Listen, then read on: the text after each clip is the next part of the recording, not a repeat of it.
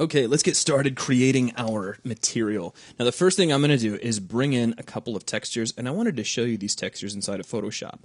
So here's our first one. This is what we're going to be using for the base of our diffuse color. You see it's just some bricks with some grout coloration.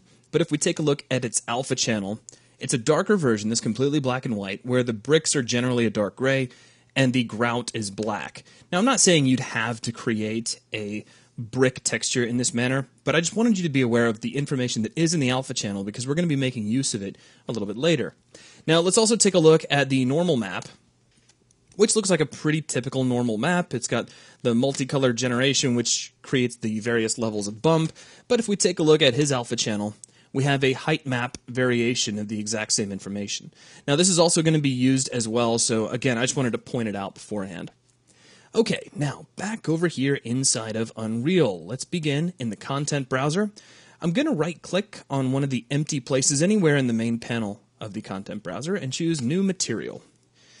I'm going to create a new package. Let's call this demo_materials. In the group, we'll put materials, and for the name, let's call this m_video demo. Actually, let's say brick demo. That's probably more descriptive.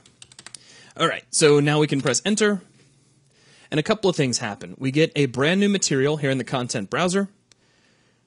We also get the material editor opening up in the background, which is very convenient, so now we're completely ready to start editing. So the first thing I want to do is get our textures in here, so let's come into our package that we just created, and I'm going to click the import button. And here are our two textures. So there's Wallstone Blocks Light and the normal map. Go ahead and bring those in. Now it's looking for some information. Here's the demo materials package we just created. Here's the group. And let's change the group over to textures. The names are fine. So let's go ahead and click OK to all, and that'll import both of those textures into the content browser. We just got to give that a second to go. And oh, it's so close to being done, it almost hurts. And there we go. Awesome. So now we have our two textures, and you can see our package now has a couple of groups. Now before I do anything like lose any work, the next thing I want to do is save my package. So I'm going to click on the demo materials package and hit Control S, click save, and there we go. So now we are ready to begin construction of our material. Now in the background, my material editor is still open.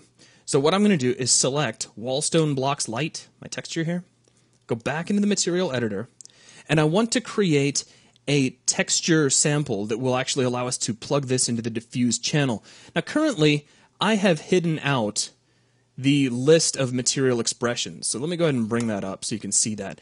Generally, I work with this off, and I'll create a lot of my expressions either through hotkeys or by using the right-click menu that you see here. Now, for a texture, it's very easy. We can just hold down the T key and left-click, and it'll create a texture sample for us. So now we can just plug this right into Diffuse, and check it out.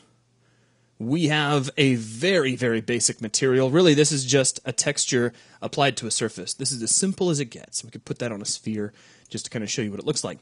So let's go ahead and bring in the normal map as well. I'll go ahead and minimize, select the normal map, re-maximize the material editor, hold down T again, and left-click.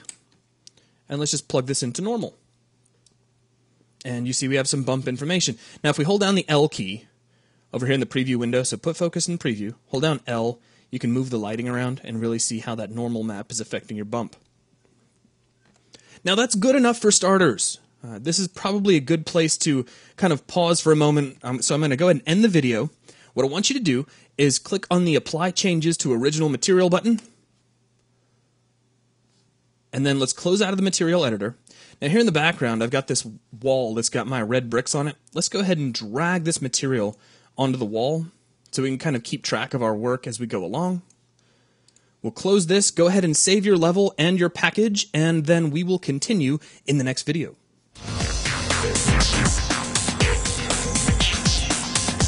Thank you.